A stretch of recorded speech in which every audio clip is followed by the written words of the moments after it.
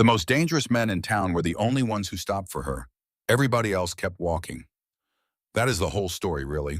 Everything else is just the details of what happens when one little girl refuses to give up and the rest of a town decides to look the other way.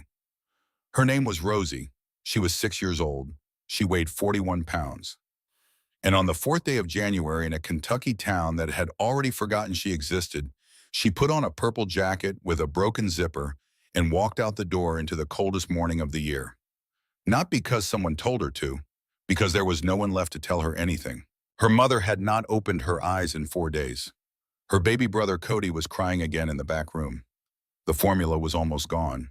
The water from the tap came out cold, and always would now because the pipes in this house had not been properly insulated in 20 years, and the landlord had not been properly anything in longer than that. Rosie knew the formula was supposed to be mixed with warm water. She had read the instructions on the side of the can 3 times. She could not read every word, but she understood the picture. A warm bottle, a dry baby, a mother watching. She did not have any of those things. What she had was 4 days of experience doing this alone, and a piece of paper folded small and pressed into the torn lining of her jacket that she had written and rewritten in the dark until the letters came out right. Let me tell you how Rosie got to that sidewalk. It did not happen in a single morning. It happened across 4 days of trying everything a 6-year-old could think of, knocking on every door she could reach, speaking to every adult who would slow down long enough to hear her. 4 days of doing everything right in a world that was doing everything wrong. The first day she went next door. The house next door belonged to a man named Walt Briggs. Rosie had seen him before.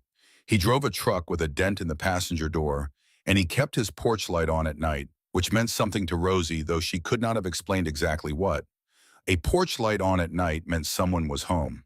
Someone was waiting. Someone wanted you to find them. She knocked 4 times, hard the way her mother had taught her to knock when it was important. Not a polite tap, a real knock. The kind that said she was there, and she needed something, and she was not going to pretend otherwise. Nobody came. She waited on the top step for 11 minutes. She counted. Then she went back inside and checked on Cody and sat in the kitchen watching her mother's chest rise and fall under the thin blanket and tried to think of the next thing. The second day, she went to the grocery store on the corner of Sycamore and 4th. She had been in that store before with her mother. She knew where the bread was and where the cereal was, and she knew that the woman who worked the register on weekday mornings had red hair and a coffee cup that said "World's Okayest Boss" on the side, and usually smiled at Rosie when they came in together. Rosie walked to the register and waited for a man buying cigarettes to finish, and then she stepped up and told the woman with red hair that her mother was sick and could not get out of bed, and that she and her baby brother needed help. The woman listened. She nodded. She said she would call someone. Rosie thanked her and went home. Nobody came. On the 3rd day, she walked to Harlan Elementary School, where she was supposed to start 1st grade in 2 weeks. She had been to that school twice before. Once for registration and once for an orientation where they gave all the kids a pencil and showed them where the bathrooms were. Rosie had liked the bathrooms. They were warm and they had paper towels in a dispenser that made a satisfying sound when you pulled one out. The school was closed for winter break. The doors were locked. The parking lot was empty. The windows were dark in the way that buildings go dark when they have been left alone for a while. Not just lights off, but all the life drained out of them. Rosie stood in front of those doors for a long time. She pressed her hand flat against the cold glass and looked through it at the hallway inside, at the bulletin boards, at the small chairs stacked on top of small tables, at the row of hooks along the wall where the kids were supposed to hang their backpacks. She did not have a backpack yet. She turned around and walked home. That night, the 3rd night, was the worst one. Not because anything happened, because of the silence. Cody had cried himself to sleep, and Rosie sat on the kitchen floor with her back against the cabinet under the sink and listened to the house breathe around her. The refrigerator had been unplugged for 2 weeks. Her mother had done that on purpose back when she could still stand up. She said it saved electricity. Rosie had not understood at the time. She understood now. You unplug the things you do not need so you can pay for the things you cannot live without. Her mother had been making calculations like that for months. Rosie had just not known the name for what she was watching. She got up and looked in the cabinet where the formula was kept. One can left, maybe 3 days worth if she was careful. Cody was 8 months old. He could not eat crackers. He could not eat the last of the peanut butter spread thin on bread. He needed what he needed, and there was only so much of it left. Rosie took out a piece of paper from the pad her mother kept in the kitchen drawer. She found a pencil. She sat down at the kitchen table in the dark because the electricity had been cut off 6 days ago, and she had already used the one flashlight they owned to read Cody a story before he fell asleep, and she did not want to waste the battery. She knew what she wanted to write. She had known for days. She just needed the words to come out right. She wrote slowly. The letters were large and uneven. She said the words out loud in a whisper as she formed each one the way her kindergarten teacher had taught her. Please help us. She stopped. Started again. Please help us. Mama won't wake up. She looked at it, read it again, wrote it again on the same paper lower down because the first version looked wrong, too shaky, like the hand of someone who did not believe what they were asking. She wrote it a third time, then a fourth. By the fifth time, the letters were steady, not perfect, but steady in the way that mattered, the way that said she meant every one of them and was not going to stop meaning them no matter who read it. She folded the paper into a small square. She had a purple jacket that she wore everywhere one her mother had found at a church sale in October. The jacket was 2 sizes too big and had a broken zipper that her mother had meant to fix. The inside seam along the bottom had come loose on one side. Rosie pressed the folded paper into that gap in the lining and pushed it up with 2 fingers until it sat flat against the fabric. You would not know it was there unless you felt for it. She tried the phone one more time. Her mother's phone. She had been rationing the battery because there was no way to charge it. She pressed 911. 3 rings. The screen went black. She plugged it into the wall out of habit before she remembered the electricity was off. She sat for a while longer, then she got up and checked on Cody and then went and sat beside her mother on the mattress on the floor and put her small hand on her mother's arm and listened to her breathe. In the morning, she got up and mixed the last of the formula with cold water and fed Cody and changed him and put him back in his crib with every soft thing she could find layered around him. A shirt of her own, 2 dish towels, a pillowcase, the small fleece blanket she had picked up from the floor near the front door where it had fallen. She was systematic about it. She had thought about this during the night. She had thought about where the cold came into the room and which parts of Cody needed to stay warmest, and she had arranged everything accordingly. She was 6 years old and she had never taken a class in anything, and she was keeping her baby brother alive through the application of pure logic and love. Then she put on her purple jacket and walked out the front door. Main Street in Harlan, Kentucky in January is a particular kind of cold. It is not just the temperature, though the temperature was brutal that morning, sitting just below zero with a wind that had been dragging itself down off Pine Mountain since before sunrise. It is the light. The winter light in that part of Kentucky has a gray quality to it, a flatness, like the color has been worn down by too many hard seasons. The storefronts sit close to the sidewalk. The awnings hold their frost.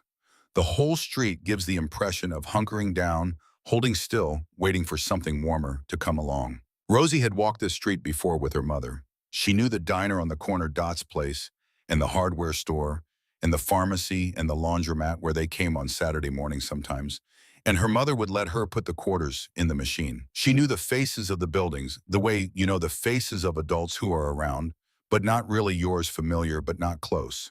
She was looking for someone to stop. That was the only plan she had left. Walk until someone stopped. Show them the paper if they did. Say what needed to be said.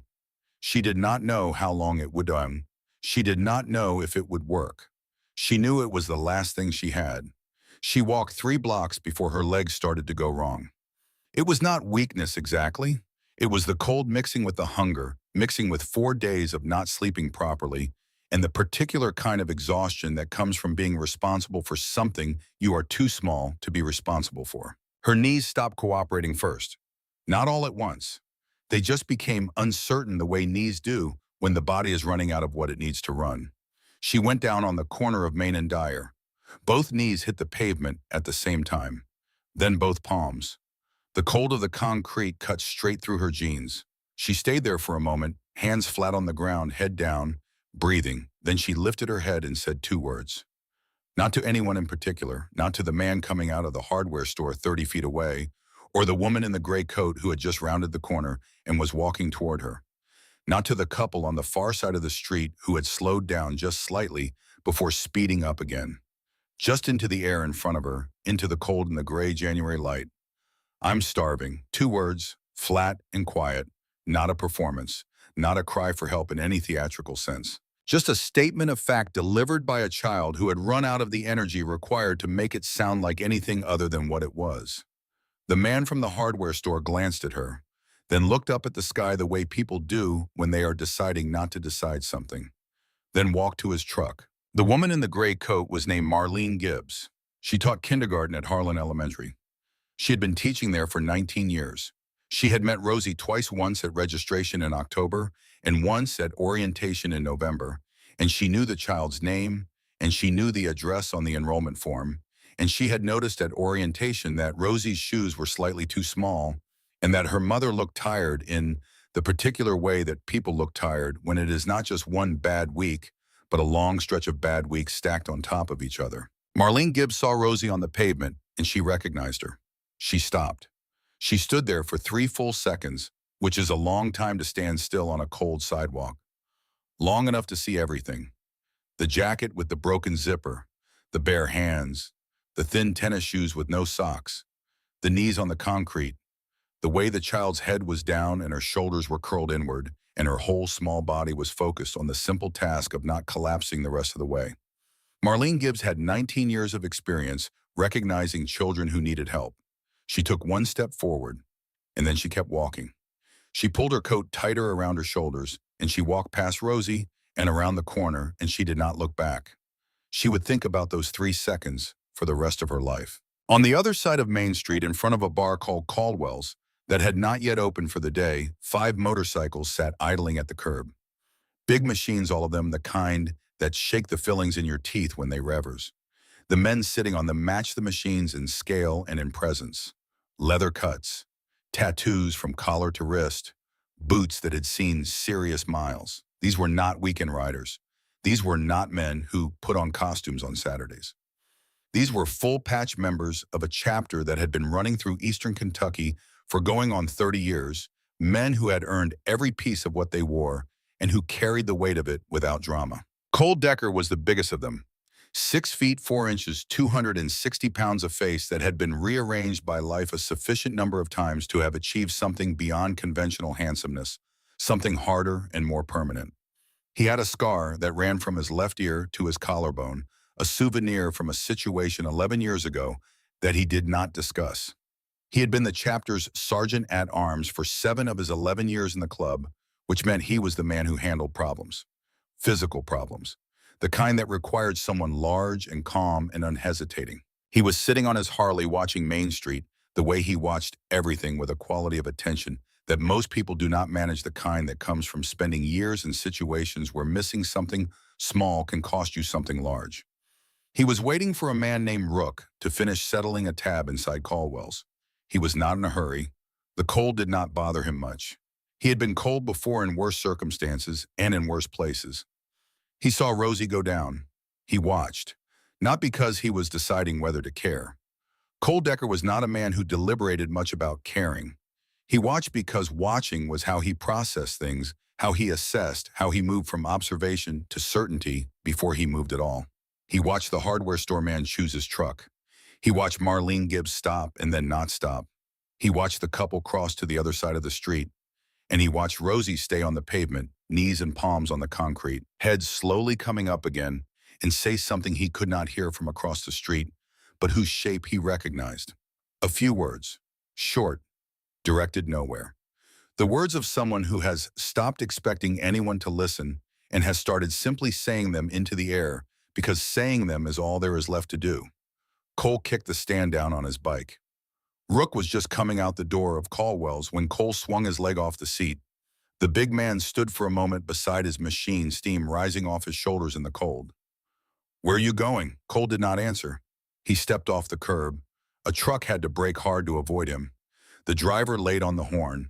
Cole did not break stride. He walked across Main Street like the truck did not exist.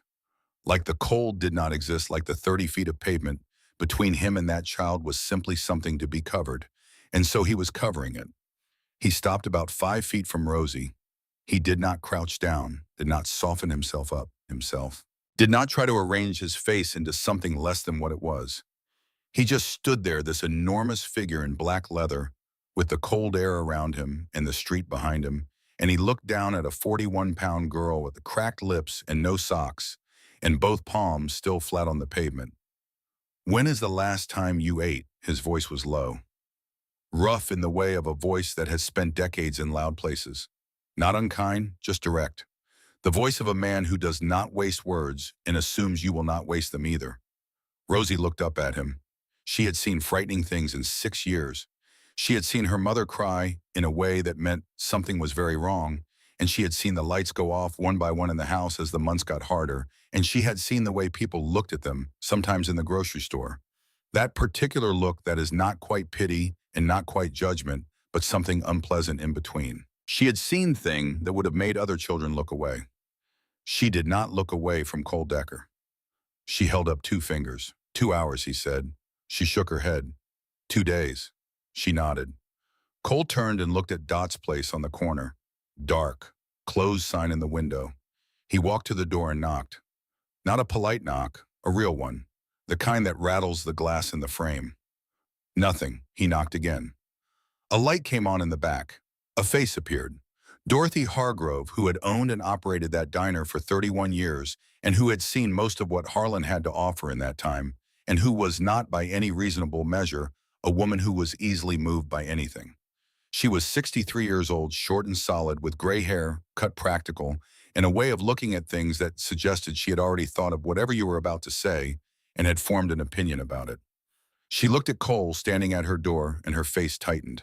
She shook her head, pointed at the closed sign. Cole did not move. He turned and pointed over his shoulder at Rosie, still on the pavement. That tiny figure with her knees on the cold concrete and her purple jacket and her breath making small clouds in the air. Then he turned back to the glass and said 4 words. "She has not eaten." Dot looked at the child, looked at Cole. Then she reached down and unlocked the door. Cole went back and picked Rosie up. Not gently, not roughly. The way you pick up something that needs to be somewhere warm right now, and the time for gentleness is after. He carried her across the sidewalk and through the door and set her down in the booth by the window, where the vinyl seat was cold, but the air inside was not. Dot was already behind the counter, moving fast the way someone moves when they are angry at themselves for needing to be convinced and are making up for it. Grill on, pans out, no questions. Within 5 minutes, Rook had come through the door and 3 others behind him. They sat in the booth directly behind Rosie without being asked. Backs to the wall, facing the door. Old habit, like they were standing guard over something that mattered, which was exactly what they were doing. A man named Boone, who had a full sleeve of tattoos on both arms and a voice that did not match his face at all. Soft and a little careful in the way of a man who has spent time learning to speak gently, took off his leather jacket and draped it over Rosie's shoulders. The jacket was large enough to function as a blanket. It weighed more than it looked like it should, and it smelled like engine oil and winter air, and something else underneath, something warm and human and worn. Rosie grabbed the edges with both hands and pulled it tight around herself. Dot put a plate down in front of her. Scrambled eggs, toast with butter, 4 strips of bacon, a tall glass of milk. Rosie did not reach for the fork. She reached for the bacon with both hands and bit into it and started coughing because she tried to eat too fast and her body had forgotten temporarily how to handle food. Cole put a hand on her arm. Heavy and still. Slow. It is not going anywhere. She slowed down. Barely, but enough. The diner was quiet around the sound of a child eating her first real meal in 4 days. Nobody spoke. Nobody stared. The bikers drank their coffee and watched the door and let Rosie eat in the particular kind of privacy that can only be created by a group of large men who have collectively decided that this space belongs to someone else right now. Dot brought more. Chicken soup with crackers, another glass of milk, a warm roll. Rosie ate all of it, scraped the soup bowl with the edge of the spoon until there was nothing left, pulled the roll apart and pressed every crumb into her mouth. Then she leaned back into the corner of the booth. Boone's jacket pulled up to her chin, and her eyes started to close. She was asleep in under a minute. The diner went quiet in a different way then. The grill ticked as it cooled. The wind moved against the windows. Cole looked at the sleeping child, and then at the jacket Rosie had come in wearing, the thin purple thing, with the broken zipper that had been left on the seat beside her. Rook reached over and picked it up. He was examining the seam along the bottom, the place where the lining had come loose, when something shifted under his fingers. He pressed, felt the edge of paper. He looked at Cole. He pulled the lining back carefully and reached in with 2 fingers and brought out a folded square of notebook paper. Then more paper behind it. He spread them on the table one by one. A utility shutoff notice 3 weeks old. A past due rent slip stamped in red. A gas station receipt for 1 bottle of water and a pack of crackers. A letter from a county assistance office explaining that the application for emergency benefits had been denied pending additional documentation. Please call the number below during business hours, Monday through Friday, 8 to 5.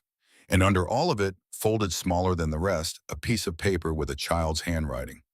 Large, uneven letters pressed hard into the page. Some of them written over and over in the same place, like someone practicing. Like someone making sure the word came out right no matter what. Please help us. Mama won't wake up. Cole unfolded it slowly. Read it again. He set it down on the table with the same care he might use setting down something that could break. Nobody spoke. Outside, a car passed on Main Street, and the sound of it faded, and the diner went quiet again. The heat hummed.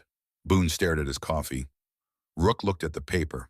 The other 2 men at the table kept their eyes forward, jaws set, doing the work of holding something still inside themselves that wanted to move. Cole looked at the paper for a long time. 20 years ago, in a different state, in a different January, there had been a piece of paper with his name on it too. A form from a county social services office. Official. Typed. Informing him that his younger brother Jamie, age 9, had been found unresponsive at the family address and pronounced deceased at the scene. Cole had been 6 months into a sentence, at the time a stupid sentence for a stupid fight, the kind of thing that happens when a young man has more anger than sense. He had not known Jamie was in trouble. He had not known things had gotten bad enough for Jamie to be alone in that house with no food and no heat and nobody checking on him. He had not known because nobody had told him. And because nobody had told him, he had not been there. And because he had not been there, Jamie had died in a cold house at 9 years old, while his older brother sat in a county facility 90 miles away, not knowing. Cole had carried a folded copy of that form in his wallet for 20 years. Not as punishment, as memory, as the thing that reminded him what it cost to look away. He looked at Rosie sleeping in the booth. He looked at the paper on the table. Then Rosie made a sound.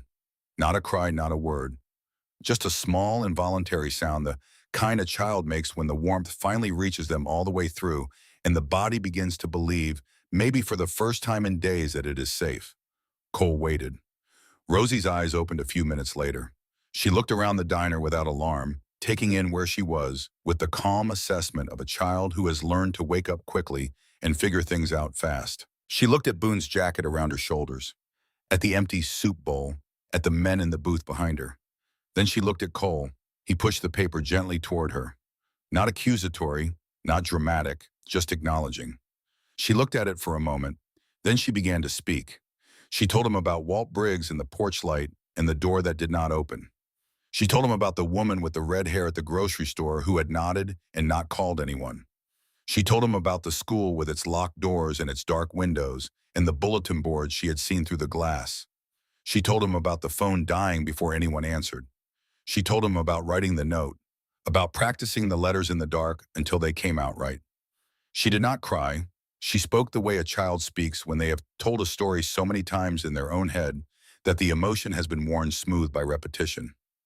Not numb, just steady. The way a person is steady when they have made peace with the fact that what happened happened and the only question left is what happens next. Cole listened to all of it. When she was done, the diner was so quiet you could hear the coal pressing against the windows. Rosie looked down at the table.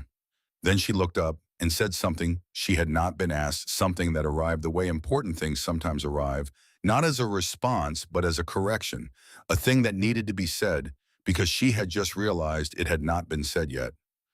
Cody is still in the house. Cole was on his feet before she finished the sentence. He looked at Rook. Stay with her. Nobody moves her. He looked at Dot behind the counter.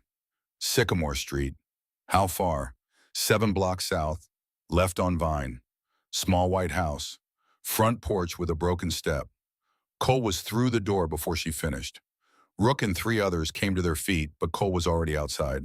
4 engines fired up on Main Street in rapid succession, the sound of them rolling up the block like a wave and bouncing off the storefronts and rising into the gray January sky above Harlan, Kentucky.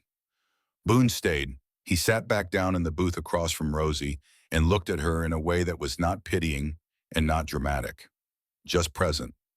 Rosie looked out the window at the empty street where the motorcycles had been. She held the edges of Boone's jacket in both hands. She did not ask if everything was going to be okay. She was 6 years old, and she had been managing the world without that kind of reassurance for 4 days, and she had learned not to need it. But she did not let go of the jacket. She held on. 7 blocks is not far on a motorcycle, even in ice, even in the kind of cold that turns the road surface unpredictable and makes every curve a calculation. 4 Harleys covered those 7 blocks in under 2 minutes, running south on Main and cutting left on Vine without slowing much engines loud enough to rattle the windows of the houses they passed. Cole did not need the address to know which house it was. He knew before he turned onto Sycamore Street. He knew from the way the block looked the particular quality of a street that has been struggling for long enough that the struggle has become the landscape. Chain-link fences with gaps in them. Gutters pulling away from the roofline. A mattress on a front porch 3 houses down, dark with old rain. Porch lights that had been burned out for months because the people inside had other things to spend money on besides bulbs. He pulled up in front of the small white house and killed the engine.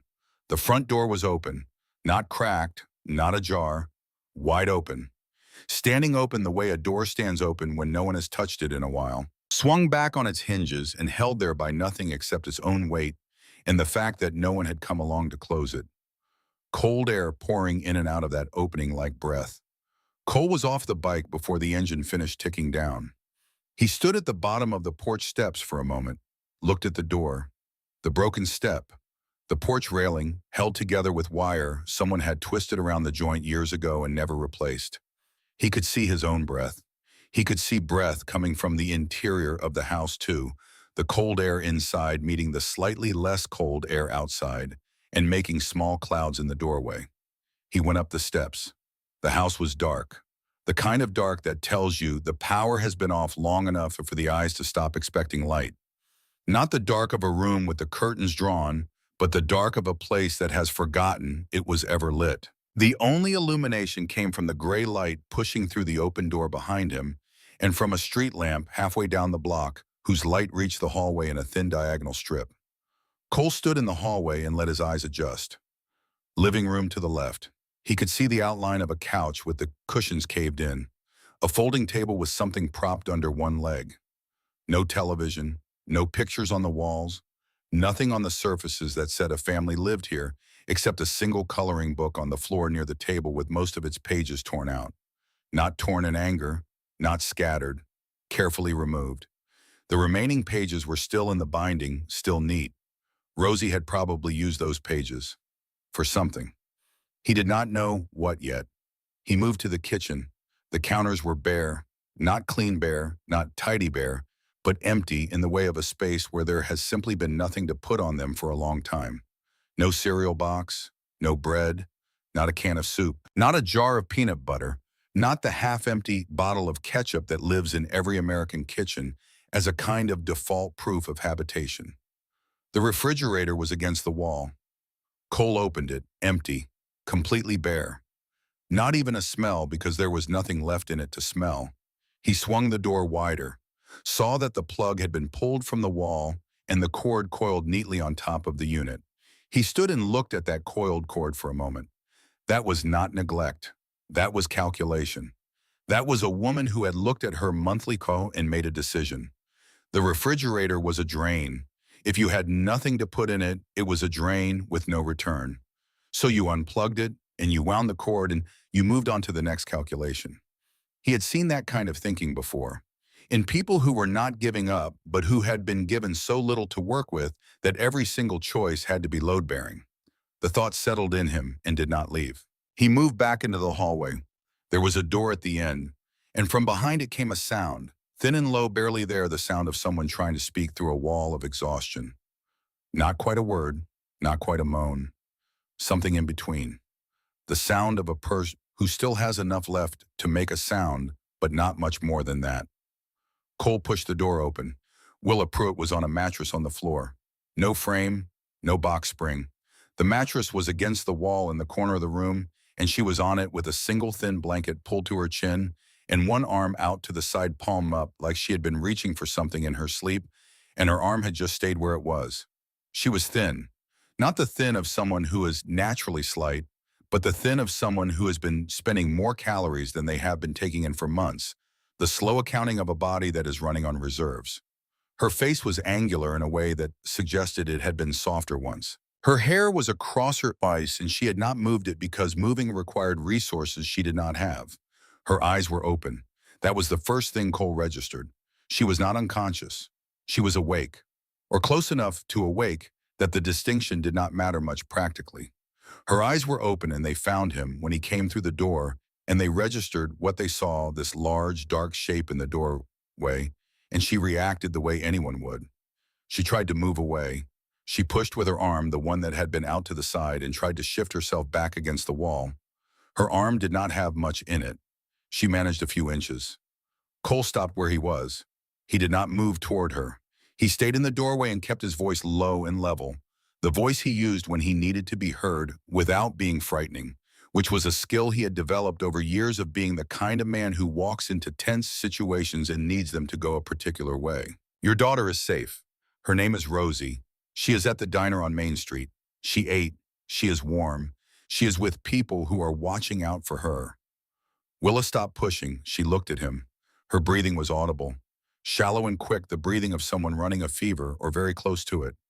Her lips were dry and cracked in the same way Rosie's had been, which told Cole that the dehydration had been going on in this house for at least several days.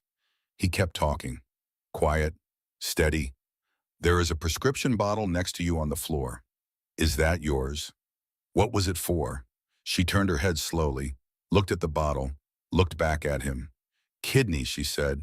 Her voice was barely there. The word came out in two pieces, key and knee, with a pause between them. Infection. How long since you had the medication? 3 weeks, maybe 4. Cole did not change his expression. How long have you been on this floor? She thought about it with the careful deliberation of someone for whom thinking was currently expensive. 4 days, maybe 5 in the morning. He reached for his phone, and then he heard Rook behind him in the hallway, phone already at his ear, having made the same calculation a half-second earlier. Rook was already talking to the 911 dispatcher, giving the address, giving the description, calm and factual in the way of a man who has made these calls before. Cole turned back to Willa. She was looking at him with the particular attention of someone who needs to say something and is assembling the energy for it. Is Rosie okay? Not her own condition, not the pain she was in, not the 4 days on the floor and the fever and the infection that had been spreading through her for weeks, while she tried to hold everything together from a mattress on the ground. Is Rosie okay? Cole crouched down, not all the way to the floor, just enough to change the angle between them to stop looming. Rosie is okay. Rosie is more than okay. That girl of yours has been fighting like hell for 4 days. She found us. She did not stop until she found someone. Willa closed her eyes. Something in her face changed. A tension that had been in her jaw and around her eyes for what looked like a very long time went out of her slowly, the way tension leaves when the thing you have been holding on for finally arrives. And then she said the second thing. Her voice was quieter than the first. Barely a breath. Cody is in the back room. I told Rosie to keep him in the back room. He should still be there. Cole stood up. He was already moving before she finished the sentence. The back room was at the end of the hallway on the opposite side, a small square room that in a different life might have been a home office or a nursery set up with intention, with a crib bought new and a mobile hung over it, and paint chosen carefully from a fan of color samples. In this life, it was a room with a crib against the far wall, and no other furniture and no heat, and a window that let in a thin line of cold air along its bottom edge where the seal had failed. Cole pushed the door open and stood in the entrance and looked at the crib. There was a baby in it, and the baby was wrapped. That was the first thing he saw, and it stopped him for a moment long enough to take it in fully and understand what he was looking at. The baby was wrapped in layers, a small shirt, child-sized, recognizably rosies from its purple color, and the tiny flower printed on the collar. Over that, 2 dish towels folded lengthwise and draped. Over that, a pillowcase tucked in on both sides. Over that, a small fleece blanket blue that had been folded to double its insulating thickness and laid over the top of everything else. It had not been done in a panic. It had been done with thought. The dish towels were placed to cover the gaps where the shirt did not reach. The pillowcase was tucked rather than just laid on top. The blanket was doubled. Someone had looked at this baby in this cold room and thought about where the warmth needed to go and had arranged things accordingly. A 6-year-old had done this, in the dark, on her own, before walking 7 blocks in 5 below weather to find help because she had done everything else she could think of. Cole walked to the crib. Cody was on his back with his face turned slightly to the side. His lips had a faint bluish tint that Cole did not like. His breathing was slow, but it was there steady and rhythmic in and out.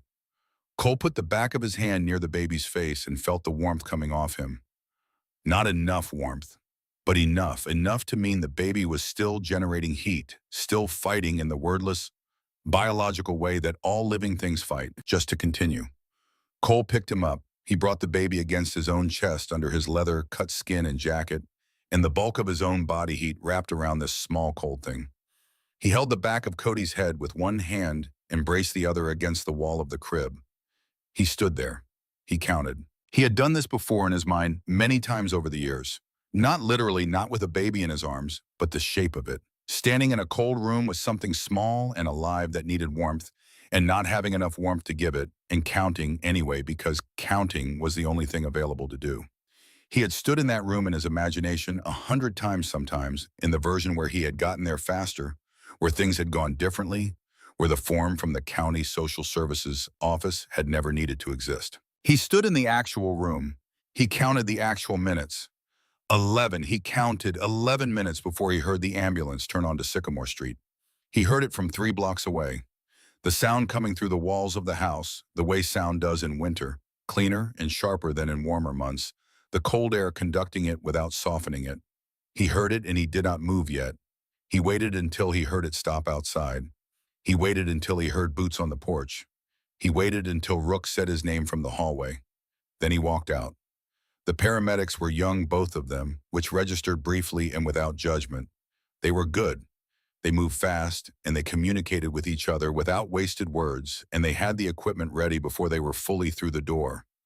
Cole handed Cody to the one who reached for him first, and he stepped back and let them work. They took Willa out on a stretcher. She was conscious enough to ask about Rosie one more time as they moved her through the hallway, one hand coming up to grip the paramedic's sleeve, and he told her the same thing Cole had told her, and she let go. They took Cody in the same ambulance. Cole stood on the porch and watched the lights turn the corner and disappear. Rook came and stood beside him. The 2 men were quiet for a moment. Then Cole pulled out his phone and made a call. It lasted less than a minute. He said the address, and he said, "Bring everything," and he said, "Every active member," and he hung up. He made 3 more calls in the same amount of time. Same message each time, same voice, flat and certain, and carrying the particular authority of a man who does not need to explain himself, because the people he is calling already understand the kind of thing that makes him call at this hour. He stood on the porch and waited. They came in groups. First 2 bikes, then 3 more, then a truck pulling a flatbed and 5 more bikes behind it. By the time the count reached 14 motorcycles parked along Sycamore Street, the street had changed.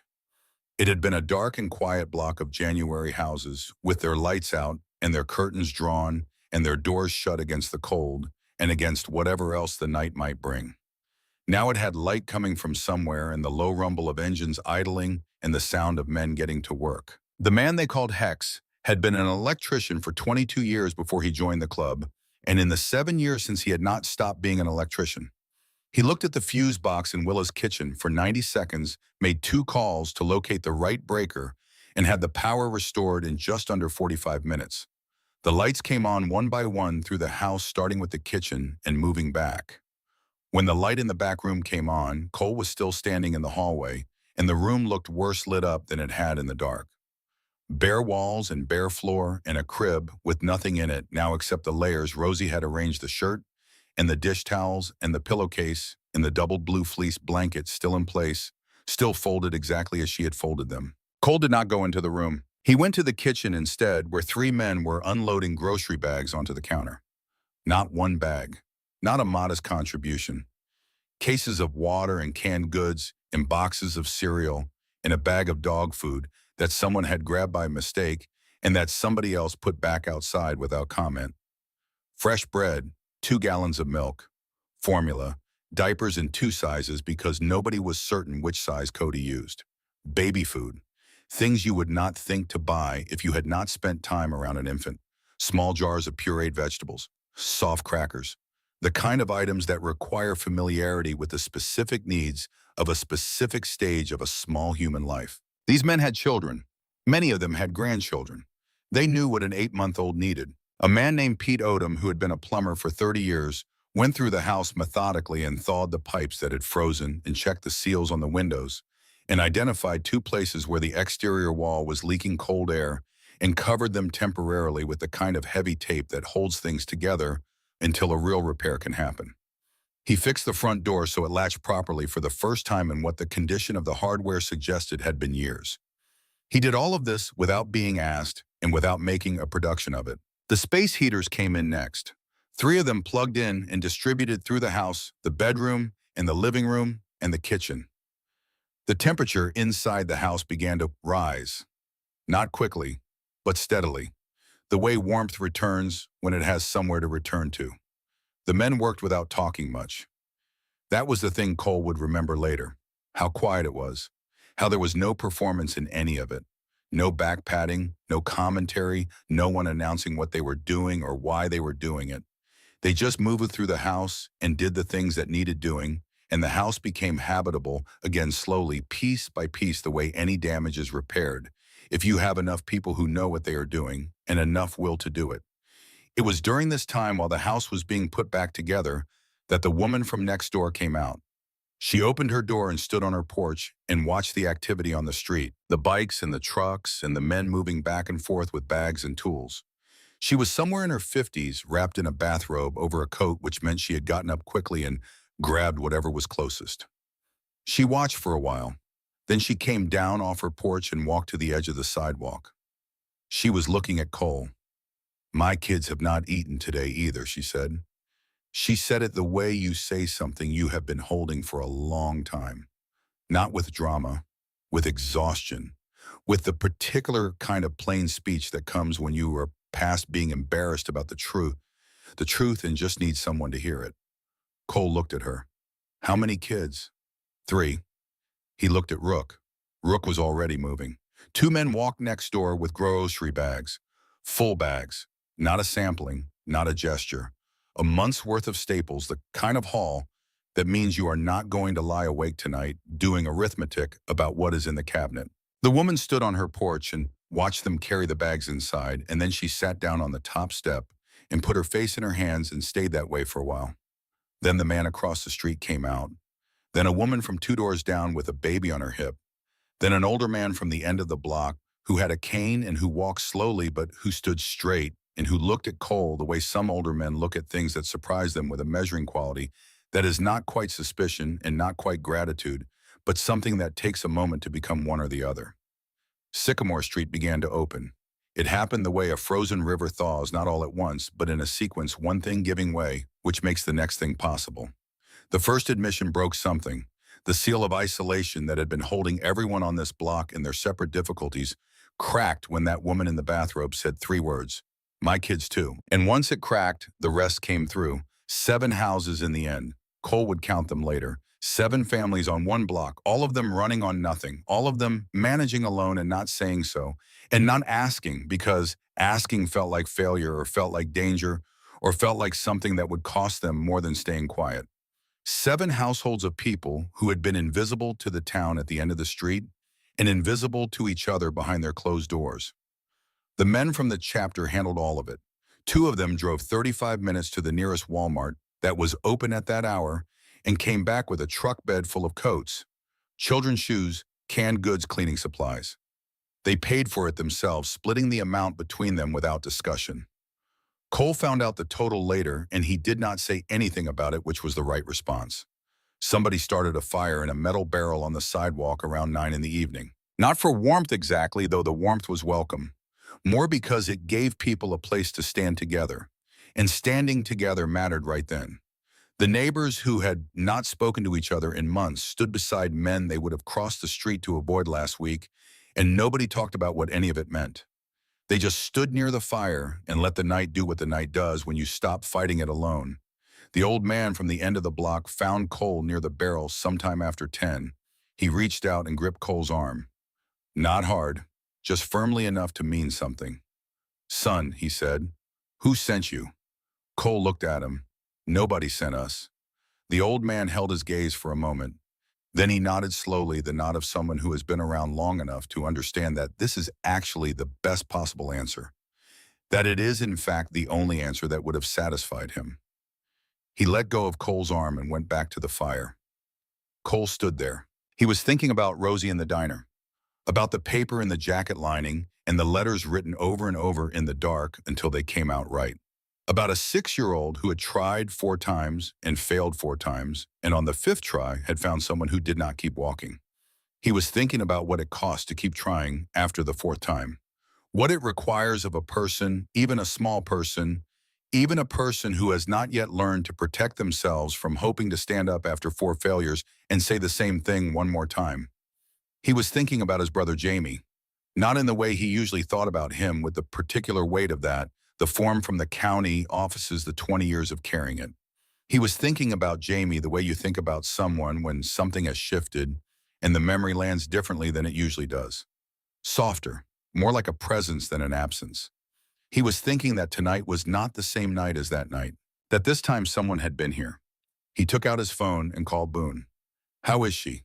"Sleeping again," Boone said. "Ate a little more when she woke up. Asked about her mother and her brother. I told her they were at the hospital getting taken care of. She said okay, like that was a plan she had already made peace with." Cole looked at the fire. "She okay otherwise?" "Yeah," Boone said. "She is okay. She is more okay than she has any right to be. She is sitting here in this booth with my jacket around her like it is a fort, and she is watching the door, and she is okay."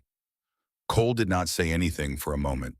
"Tell Dot to leave the lights on," he said, "in case she wakes up in the night and needs to see where she is." And then from the end of Sycamore Street, where it met Vine in the streetlight, threw its thin light down the block, and the fire in the barrel was the brightest thing in that corner of Harlan, Kentucky, Cole Decker saw a figure standing at the edge of the light. A woman, standing still, watching. She was wearing a long coat, and she had her hands clasped in front of her, and she was looking at the house where the lights were on, and the men were working, and the neighbors were gathered. She had been standing there for a while, long enough to have seen all of it. Cole recognized her. He had seen her on Main Street that afternoon. She had been walking toward Rosie, and she had stopped, and then she had kept going, and he had registered her the way he registered most things without particular judgment as a fact of the landscape. He looked at her now. She was looking at the house. Then she looked at her own hands clasped in front of her, then at the house again. Then she turned and walked away down Vine Street, and her coat disappeared into the dark, and she was gone. Cole watched the place where she had been. He did not know her name yet. He would. Dot Hargrove had opened her diner at 5 in the morning every weekday for 31 years. She had opened it through 2 recessions and 1 flood that put 4 inches of water on Main Street, and 1 winter so bad that the pipes froze 3 times in 6 weeks, and she had to run space heaters under the counter to keep the coffee brewing. She had opened it the morning after her husband left, and the morning after her mother died, and the morning after the town council rejected her application for a facade improvement grant for the 3rd consecutive year. She had opened it because opening it was the thing she did, and because the people of Harlan needed somewhere to go in the morning, and because she was not the kind of woman who closed things. On the 5th day of January, she was at the door at 4:45. She had not slept much. She had gone home around midnight after the last of the bikers had come back through the diner for coffee, after Cole had called to say the house on Sycamore was habitable, and the families were settled and the hospital had confirmed that Willa and Cody were stable. She had gone home and sat at her kitchen table for a while, and then gone to bed and lain there looking at the ceiling until sometime around 3 when she gave up and got up and started coffee. She was at the diner by 4:45. She found a piece of cardboard in the back room and a black marker in the drawer under the register, and she wrote 7 words. She wrote them plain, no flourish, the way she wrote everything. Free breakfast, Sycamore families welcome. Come in. She taped it to the inside of the front window where the light would hit it. Then she turned on the grill. She did not call anyone. She did not post anything anywhere. She did not ask for help or announce what she was doing or explain the reasoning behind it. She just opened the door at 5 and turned the sign to open and started cooking. Rosie was still in the booth by the window. Boone had kept his word. He was asleep sitting upright in the booth behind her arms, folded chin on his chest, a man who could sleep anywhere and had learned to do it years ago. His jacket was still around Rosie. She was awake when Dot came through from the back, sitting with her legs folded under her, looking out the window at the street. Dot stopped when she saw the child's eyes open. They looked at each other. Rosie spoke first. Is the hospital far? Dot set down the rack of coffee mugs she had been carrying. About 10 minutes, she said. They have good people there. Your mama and your brother are in good hands. Rosie nodded. She looked back out the window. Are you hungry? Dot asked. Rosie thought about it for a moment, which was not the response of a child who was no longer hungry, but the response of a child who had spent enough time being hungry that the question required genuine consideration. She had to check. She had to make sure that the feeling of not being empty was still there and that it was real. Yes, she said. Dot cooked eggs and toast and brought them with a glass of orange juice and set them down in front of Rosie without comment. She noticed that Rosie waited a moment before she started eating, not long, just a breath, as if she was making sure the food would still be there when she reached for it. Then she ate steadily and without rushing, which was different from the night before, and Dot thought that was probably a good sign. The first person through the door at 5:15 was a woman named Luann Ostroff from the third house on Sycamore, the one with the curtains in the front window that Dot had always noticed because they were yellow and cheerful, in a way that seemed to be working hard against the surrounding circumstances. She had 2 kids, 7 and 4, both of them bundled in coats that were a size too small, and she came through the door looking like someone who expected to be told she had the wrong place. Dot pointed to the long table near the back. Sit anywhere, coffee is up. The kids can have juice in or milk. Luann Ostroff stood there for another second. Then she sat down. She held her coat closed with one hand, even inside the habit of someone who had been cold for long enough that warmth had become something not yet trusted. More came after that. By 6:30, there were 11 people at the tables in Dot's place, 7 of them from Sycamore Street, and the others regulars who had come in for their usual morning and found the place different than usual and had simply stayed. Nobody asked questions. There was a quality to the room that Dot recognized from years of watching people eat together, the particular kind of quiet that happens when a group of people are all feeling the same thing, but none of them are saying it, something that is not quite relief and not quite shame, but lives somewhere between them. Walt Briggs came in at 7. He was the hardware store owner.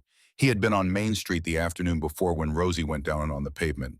He had looked up at the sky and walked to his truck and driven away. Dot had watched him do it from her window in the back of the diner where she had been doing inventory when the whole thing happened. He came in now carrying 3 space heaters still in their boxes.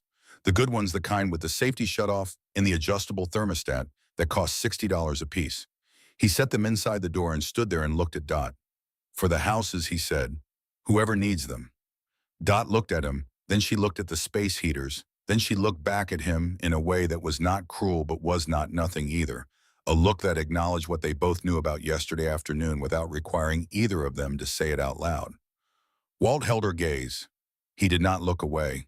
She nodded once. He nodded back. He left without eating. The space heater stayed. The pharmacist came in at 7:30. His name was Gerald Poole, and he had run the pharmacy on the corner of Main and 3rd for 26 years, and he was the kind of pharmacist who knew his regular customers by name and by condition, and who had more than once quietly extended credit to people who were short at the end of the month. He brought a cardboard box with over-the-counter medicines, children's vitamins, cough syrup, fever reducer, antacids bandages. The practical stuff, the things that a house with children needed and that cost enough that they were the first things cut when money got tight. He set the box on the counter near the door. For whoever he said.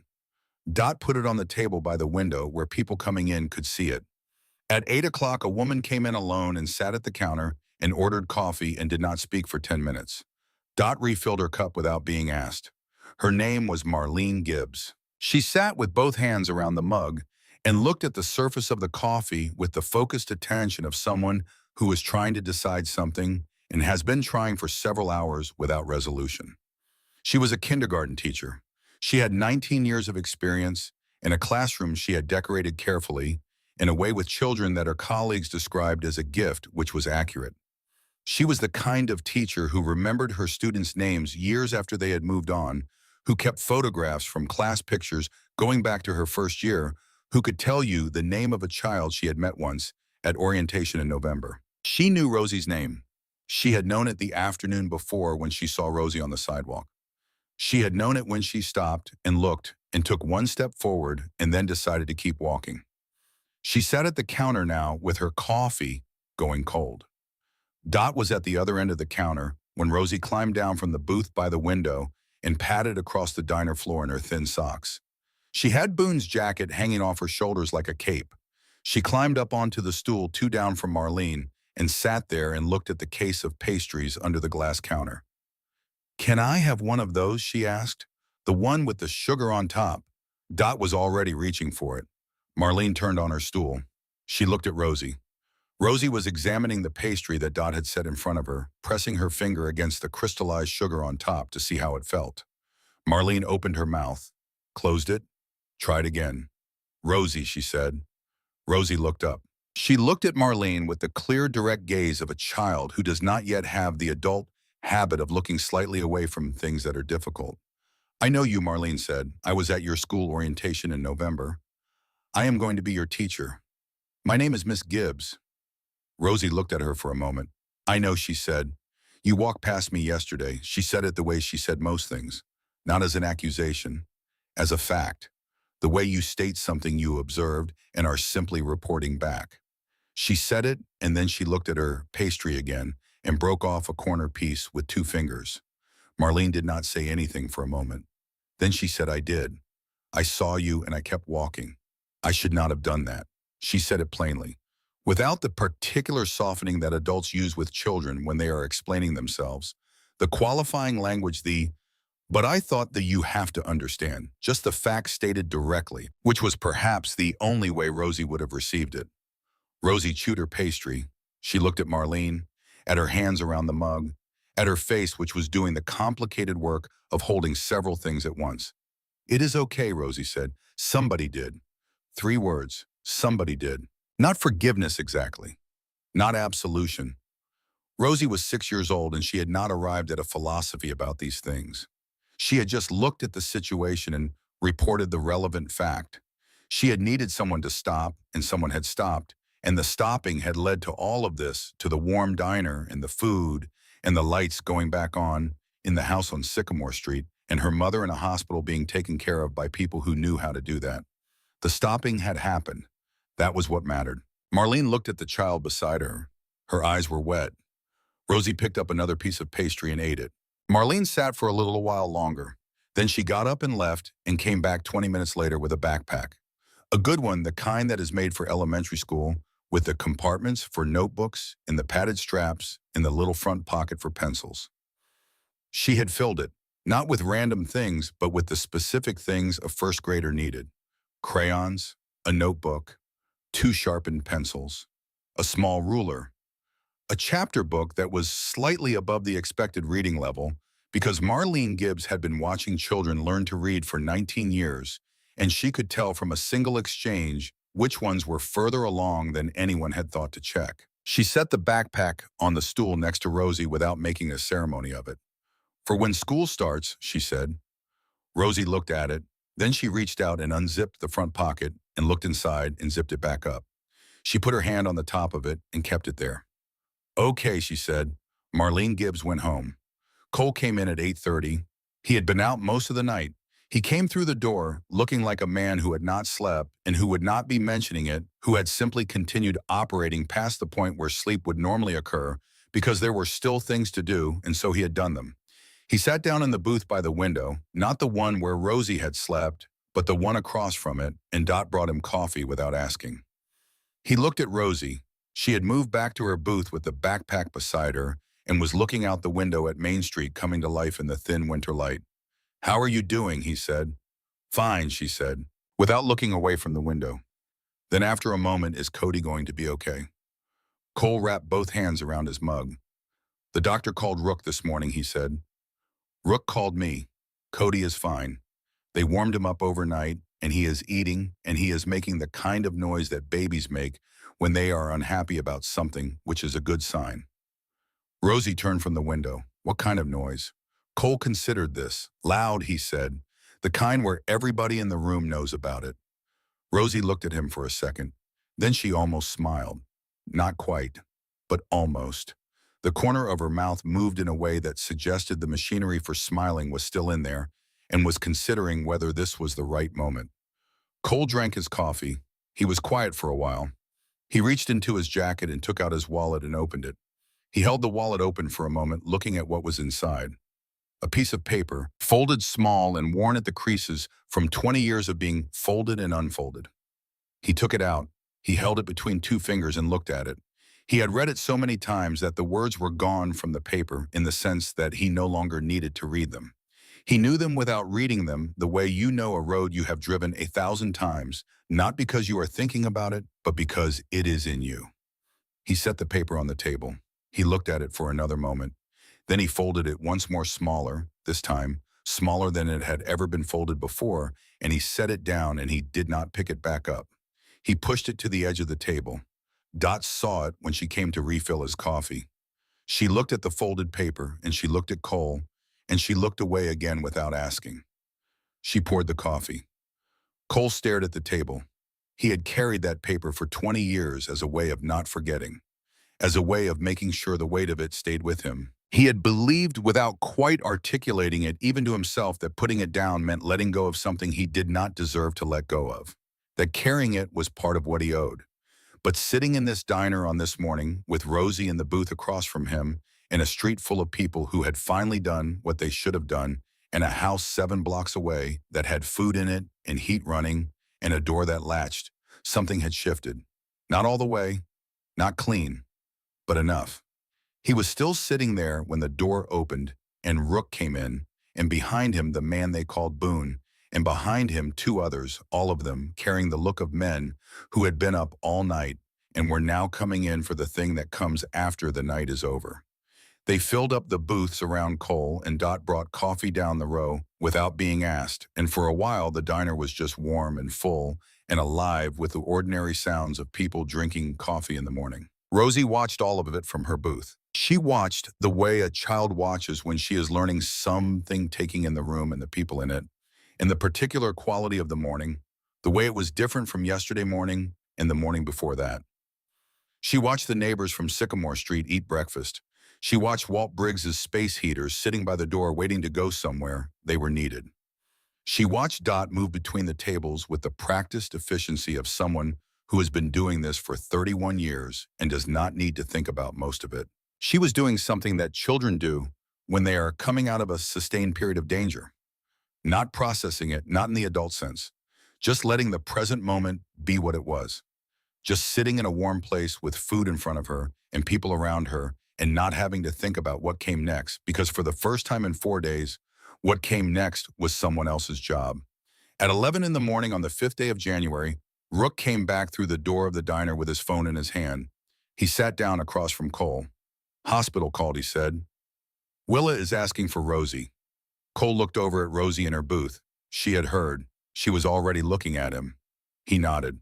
"Okay," he said. He drove her in his truck, the pickup he kept for practical purposes because Rosie was 6 years old, and a Harley was not appropriate, and also because he was not sure she had ever been on a motorcycle, and today was not the day to find out.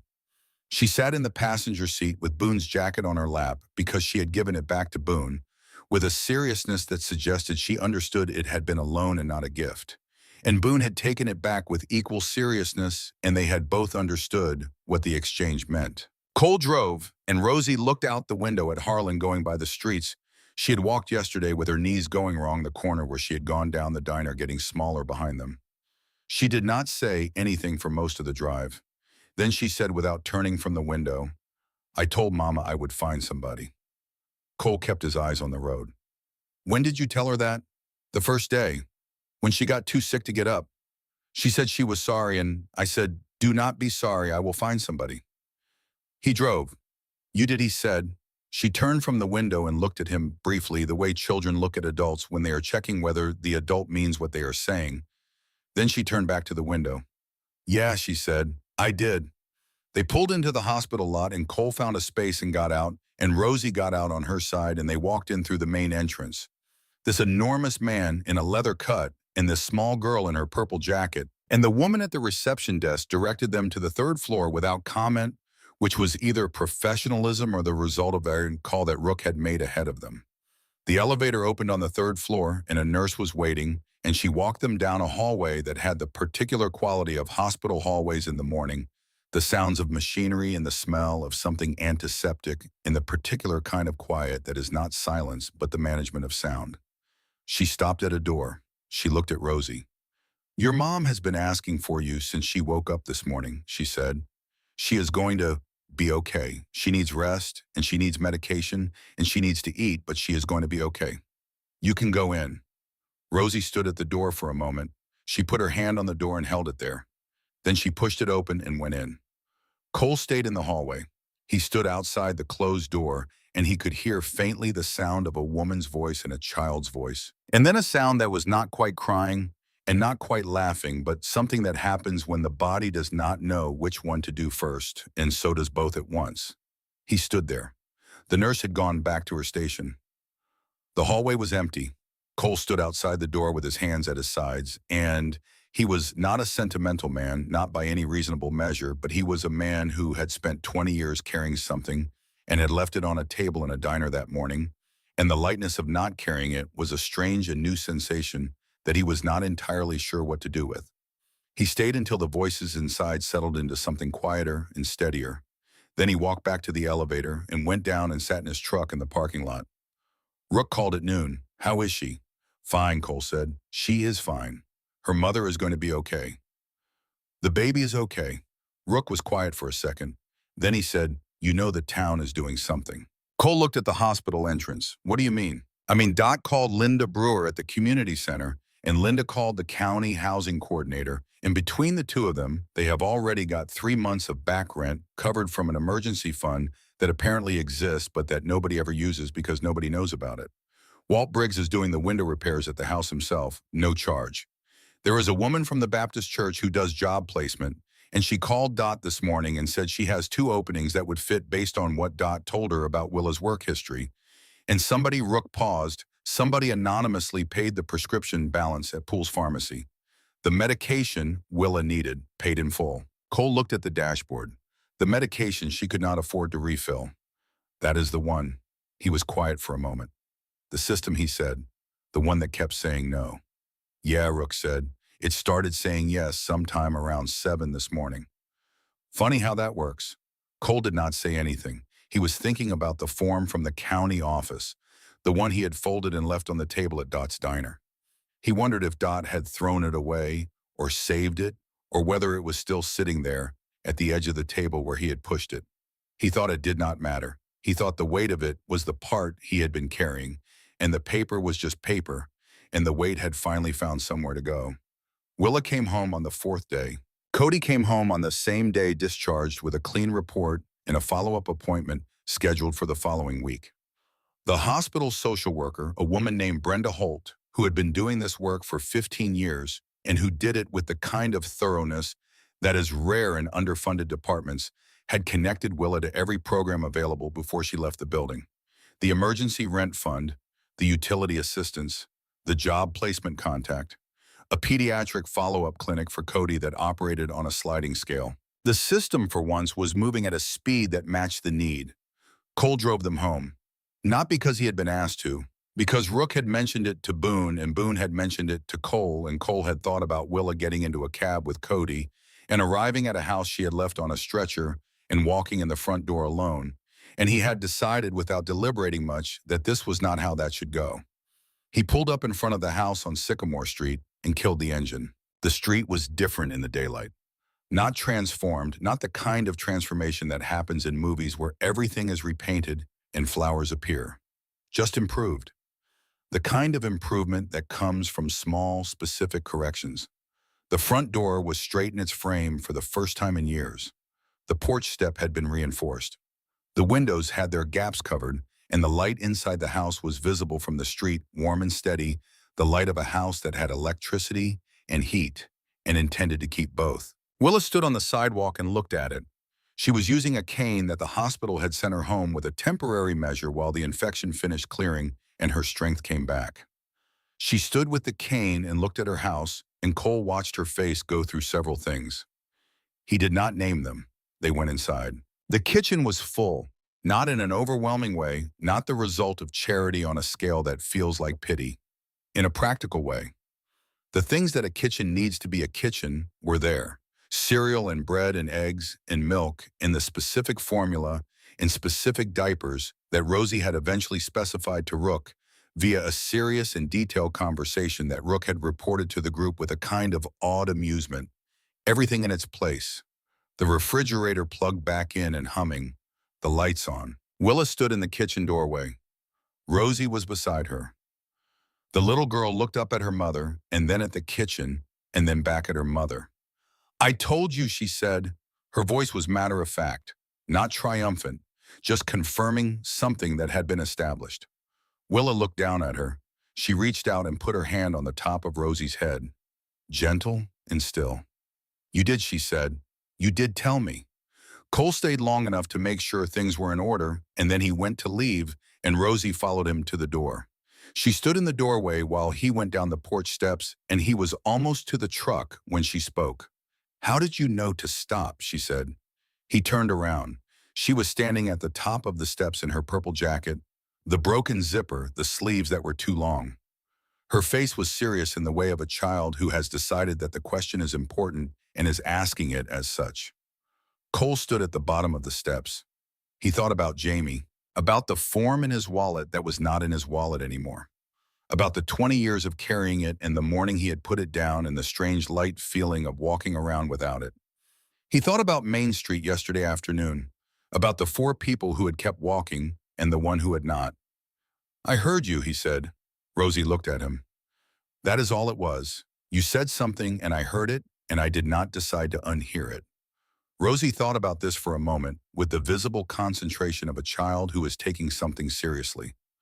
"Okay," she said. She stood there another second. Then she said, "Thank you for hearing me." She went back inside. Cole stood at the bottom of the porch steps for a moment in the cold January air of Sycamore Street. The street was quiet around him. The house was lit up behind the windows. Somewhere in there a baby was probably making the loud and specific kind of noise that indicated displeasure, which was the sound of a baby who was warm and fed and had opinions about the world, which was the best possible sound. He walked to his truck. He drove back to Main Street. The photograph that Dot took that night with a cheap phone camera in the low light of the diner appeared on the counter beside the register 3 days later. She had it printed at the pharmacy, which Gerald Poole did for her without charge, and she put it in a simple black frame that she had found in the back room, the kind of frame that comes in packs of 3 from the discount store and has no distinguishing features except that it holds things in place. The photograph showed Rosie asleep in the booth by the window. Boone's leather jacket pulled up to her chin, one small hand gripping the collar. Her face in profile turned slightly toward the glass, the neon sign from the window, casting a soft reddish light across her cheek. Her eyes closed. Her expression, the expression of someone who has stopped bracing for something. The expression of rest that is not just sleep, but the deeper thing, the rest that comes when the body finally believes it is safe. Dot hung it next to the register. Nobody asked her about it. People looked at it the way people look at things that hold more than they show, with a kind of quiet recognition. And they did not say much. but they kept looking. Marlene Gibbs came back to the diner on the evening of the sixth day. She sat at the counter and ordered pie, which she ate slowly, and after she had finished, she sat for a while with her coffee, and she said to Dot without preamble, "I have been teaching for 19 years. I knew that child's name.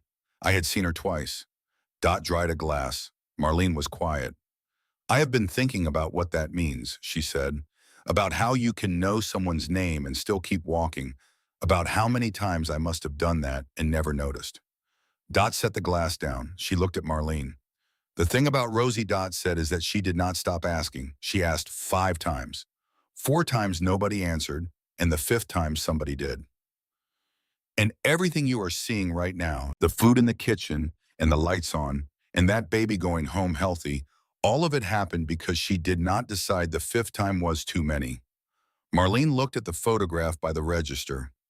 She looked at it for a long time. She came in the next morning with something she had spent the evening making, a small poster in a clear plastic sleeve, the kind of thing a teacher makes when she wants to put something on a wall and have it stay. It had Rosie's name on it, and a drawing that Marlene had done herself, not professionally but carefully, of a small figure standing in front of a door that was open. Underneath it, she had written one line. She kept asking until someone heard.